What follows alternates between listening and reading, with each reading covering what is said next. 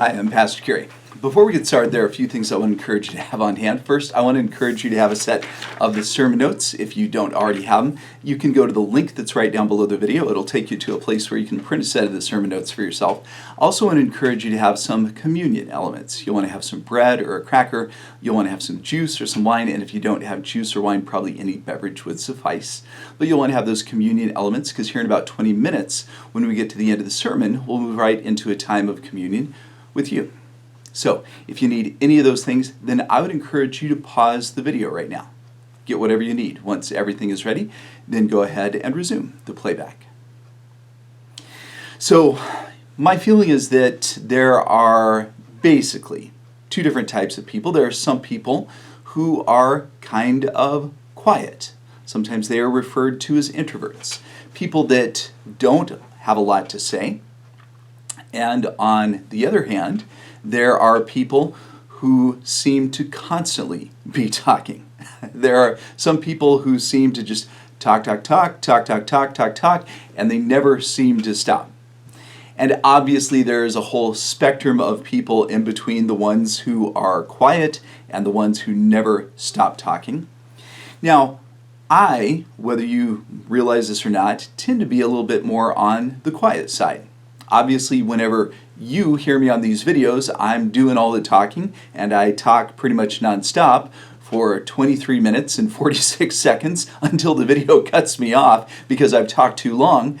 But if you were to be a fly on the wall at my house, what you would probably discover is that in my very active house, where I have a wife and 4 kids and a son-in-law, there are any number of people who are doing the talking at any given time. Oh, not to mention 2 dogs that are frequently barking. So between, 7 humans and 2 dogs, there's a lot of commotion.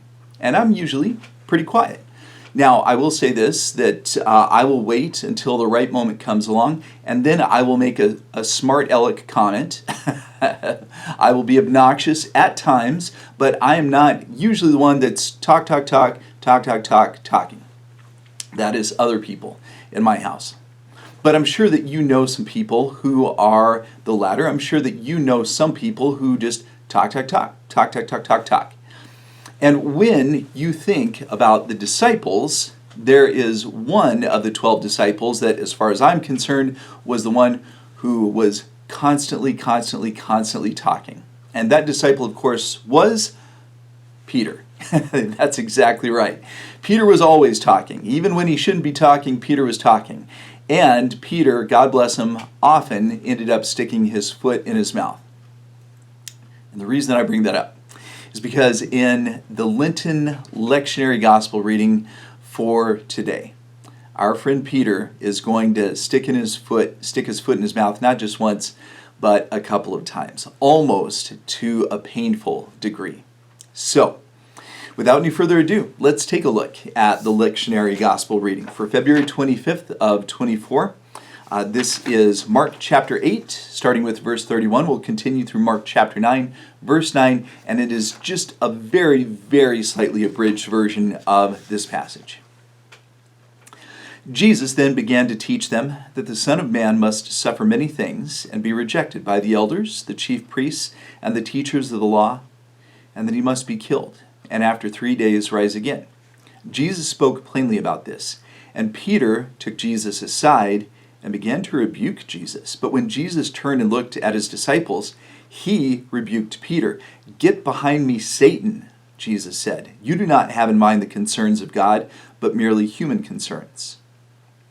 Then Jesus called the crowd to him along with his disciples and said, "Whoever wants to be my disciple must deny themselves and take up their cross and follow me. For whoever wants to save their life will lose it, but whoever loses their life for me and for the gospel will save it. What good is it for someone to gain the whole world yet forfeit their soul? Or what can anyone give in exchange for their soul? If anyone is ashamed of me and my words in this adulterous and sinful generation, the Son of Man will be ashamed of them when he comes in his Father's glory with the holy angels." After 6 days, Jesus took Peter, James, and John with him and led them up a high mountain where they were all alone. There, Jesus was transfigured before them. His clothes became dazzlingly white, whiter than anyone in the world could bleach them. And there appeared before them Elijah and Moses, who were talking with Jesus. Peter said to Jesus, "Rabbi, it is good for us to be here. Let us put up 3 shelters, one for you, one for Moses, and one for Elijah." Peter didn't know what to say. They were so frightened. Then a cloud appeared and covered them, and a voice came from the cloud. "This is my son, whom I love. Listen to him." Suddenly, when they looked around, they no longer saw anyone with them except Jesus. As they were coming down the mountain, Jesus gave them orders not to tell anyone what they had seen until the Son of Man had risen from the dead. May God bless the reading of the profound and mysterious word. So there is a lot packed into this passage. I have shared this message a couple of times at Eastmont already this week, and I ran out of time both times at Eastmont. I feel like this probably should have been broken into 2 different sermons by me. But what I'm going to try to do is I'm going to try to hustle us through this passage to the best of my ability until the video cuts me off at 23 minutes and 46 seconds. So let's do what we always do. Let's talk through the passage. There's some things in here that I want to try to explain. Some things that aren't really obvious at first glance. And then after we talk through the passage, then we'll focus on 3 of the important lessons that this passage has for us. But at the start of the passage, it tells us that Jesus was teaching them that the Son of Man was going to have to suffer and be killed, and after 3 days that he would rise again. Now let's start with that 3-word term, Son of Man. I've talked about this before, so maybe you remember this, maybe you don't, but anytime you see that 3-word phrase, Son of Man, you should always think to yourself, Son of Man equals Messiah. That's right. Nice job. Son of Man equals Messiah. And so in this passage, Jesus is talking to them about the Messiah. Now, of course, we know the whole story. We have been reading the Gospels, many of us, our entire lives. Even someone who is a relatively new Christian, they are familiar with this. They know that Jesus was the Messiah. We have to remind ourselves, though, that 2,000 years ago, that first of all, the disciples in many cases weren't even completely sure whether or not Jesus was the Messiah. Now, above and beyond that, we also, even more importantly, have to remind ourselves that they had a completely different expectation for the Messiah when Jesus was talking to them. Because 2,000 years ago, the Hebrew people expected that when the Messiah finally arrived, and they'd been waiting for the Messiah for generations, for centuries, and they believed that when the Messiah was finally arrived, that the Messiah was going to deliver them from their oppressors, that the Messiah was going to be a political leader who was going to overthrow their enemies. And so when Jesus says that the Son of Man, aka the Messiah, is going to be rejected by the Jewish religious leaders, their first thought is, why would the Jewish religious leaders reject the Messiah? The Jewish religious leaders have been waiting for the Messiah forever. Above and beyond that, it says that the Messiah is going to be killed, and then 3 days rise again. Now, a careful reading of the Old Testament would have revealed all of these things to be true, but again, in some sense, there was wishful thinking going on. They wanted the Messiah to be this political leader who was going to overthrow their enemies. And so even though it was all there in the Old Testament, they had different hopes. And so, because Jesus is saying this is what's going to happen to the Son of Man, to the Messiah, Peter isn't liking what he's hearing. And so it says that Peter had the audacity to rebuke Jesus. And so when Peter has the audacity to rebuke Jesus, Jesus isn't having it. And it says that Jesus rebukes Peter right back and says to Peter, "Get behind me, Satan." Can you imagine how it would have felt to be Peter in that moment when Jesus refers to you as Satan? And I'm sure that some of you, when you read that, you're thinking, wow, that's kind of harsh to say to Peter that he was Satan.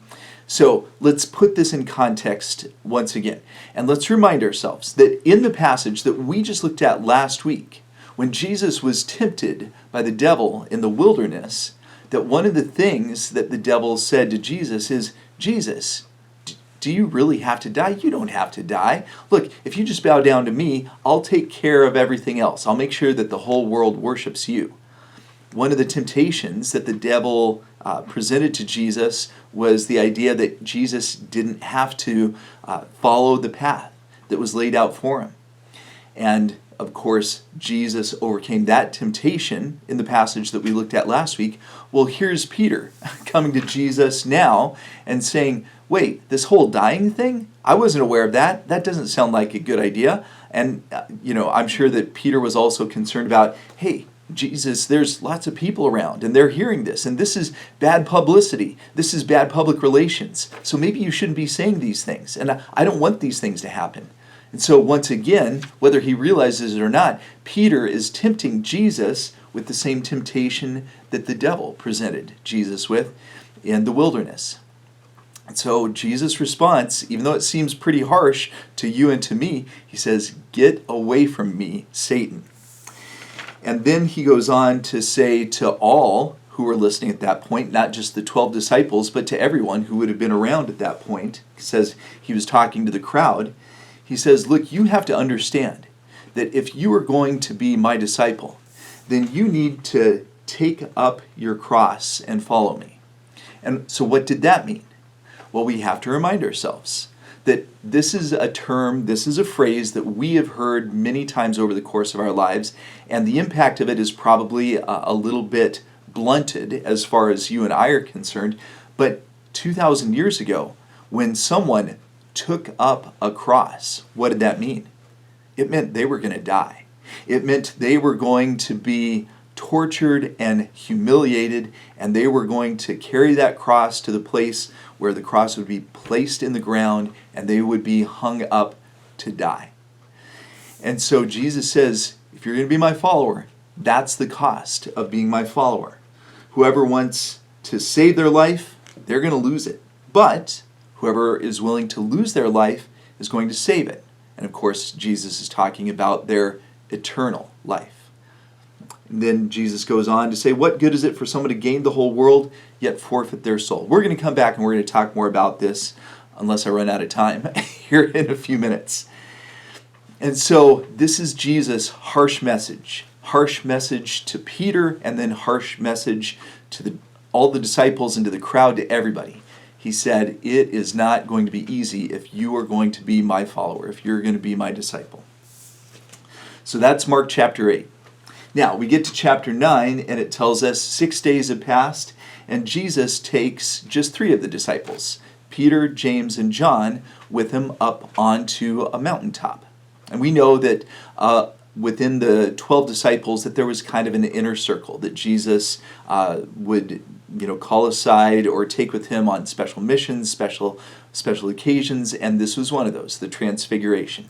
So he takes them up on this mountaintop, and the first thing that they see is that Jesus is transfigured, as the passage refers to it. Something supernatural is happening. He has turned blindingly white.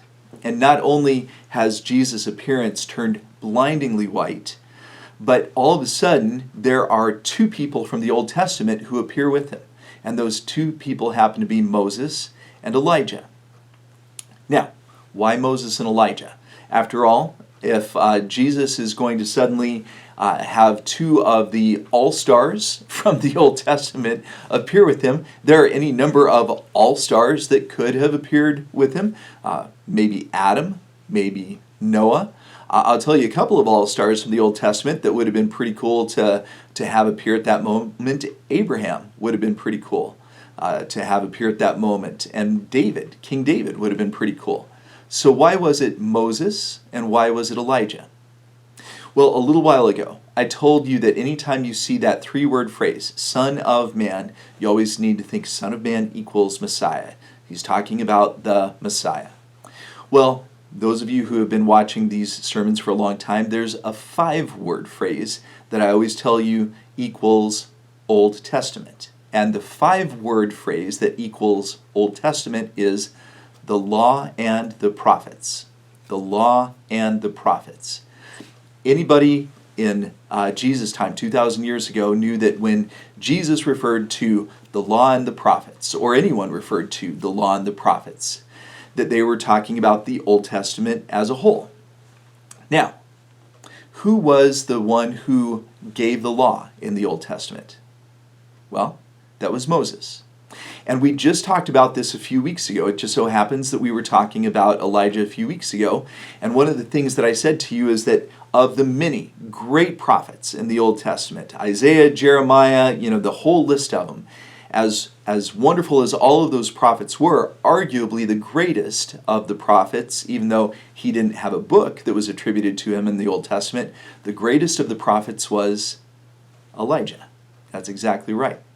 So when Jesus is transfigured and he is blindingly white, and then suddenly there are two all-stars from the Old Testament that appear with him, it just so happens that it is Moses who represents the law, right?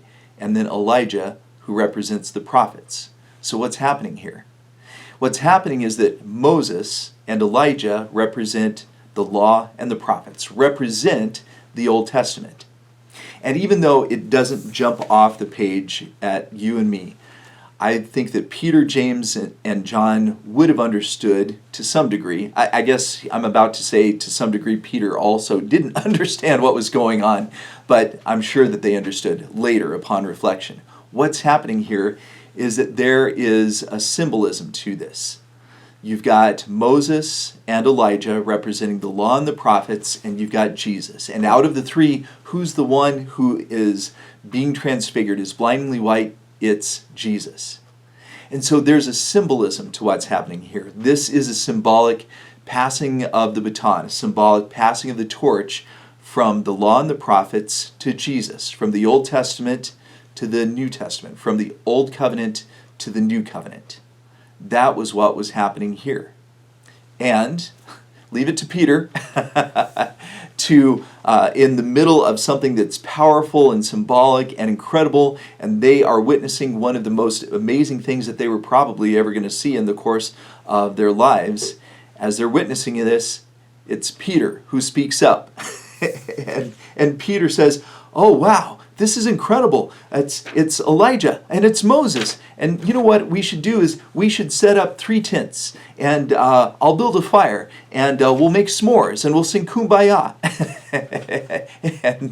and it's funny to me. Maybe it's not funny to you, but I am a Bible nerd. One of the things that's hilarious to me, there are very few places in the Gospels where the actual author of the Gospel will speak to us parenthetically. But here, in Mark 9:6, Mark talks directly to us parenthetically and says that Peter didn't know what to say because they were so frightened. So in other words, Mark is saying to us, Peter was babbling.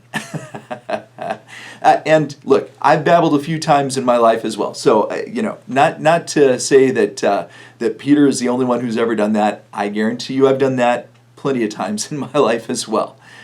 But it says that as if that wasn't enough, then suddenly there's a voice that speaks to them. And it is God speaking to them and said, "This is my son whom I love, listen to him." And then, just as quickly as all of this has happened, suddenly Moses and Elijah disappear. And now it's just Jesus and Peter, James, and John, and they come back down the mountain, and as they're coming back down, Jesus says to them, "Hey, don't tell anybody about what happened here until much later on." And it is much later on, which is why we're talking about it now.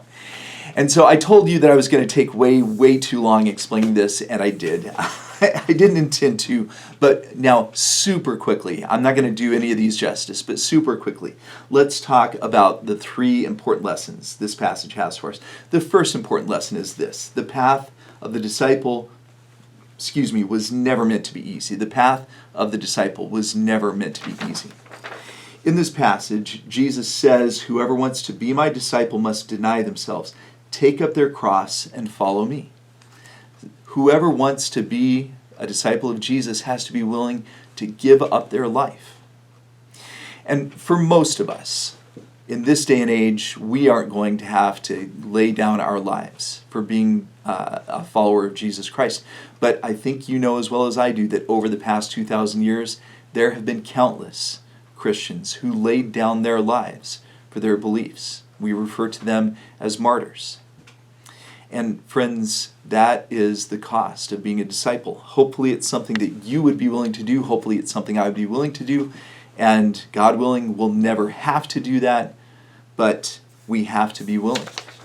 The path of the disciple is never meant to be easy. The Christian life has usually been a good life for me, and I hope that it's usually been a good life for you. But I'm guessing that for you, there have been moments when it's been difficult being a follower of Jesus Christ. There have been moments in my life when it has been difficult being a disciple of Jesus Christ. All right, I got to move on. The second lesson is this: we must sometimes choose between the earthly and the eternal. We must sometimes choose between the earthly and the eternal. Jesus says that if we want to be his follower, that we have to be willing to give up this life in order to secure our eternal lives. Jesus says, what good is it for someone to gain the whole world yet forfeit their soul? Because that's the tension, isn't it? Sometimes people who want to be a success in this life, they compromise every possible value that they have in order to achieve wealth or power or fame. And Jesus says those are the values of this world, and those are not the values of eternity. So, I wish I could talk more about it, but I am quickly running out of time. The third and the most important lesson this passage has for us is that at the end of the day, we must listen to Jesus. At the end of the day, we must listen to Jesus. Now, I realize that you already know that, but I want to make a point here. And the point is this: there are exactly 3 times in the Gospels when God speaks. You remember we looked at one of those points last week when Jesus was baptized. When Jesus was coming up out of the water, God spoke. In this passage, it's the second time that God speaks. This is my son whom I love, listen to him. And the third time is actually in the Gospel of John. Jesus says at one point, God, may your name be glorified. God responds, it will be glorified, it will be glorified again. But the point that I want to make here is that out of the 3 times that God speaks in the Gospels, there's only one time when God is talking to us as Jesus followers and giving us instructions as Jesus followers. And it's this point where God says to us, this is my son whom I love, listen to him. The one instruction coming directly from God's spoken words to us in the Gospels is listen to Jesus. And friends, look, everything in this book is important, but I think that places even extra importance on the red letters in this book. You and I need to pay close attention to the red letters so that we can say that we're doing what God asks us to do and we are listening to Jesus. And I'm totally out of time, so I'm going to start communion after the video cuts me off. I want you to go ahead and finish communion on your own. But I want to remind you of Jesus' words. Jesus said on the night he was betrayed, this is my body which is for you. Do this in remembrance of me. In the same way after supper he took the cup, saying, this cup is the new covenant in my blood. Do this whenever you drink in remembrance of me. So I'm going to grab my elements. You can go ahead and grab yours.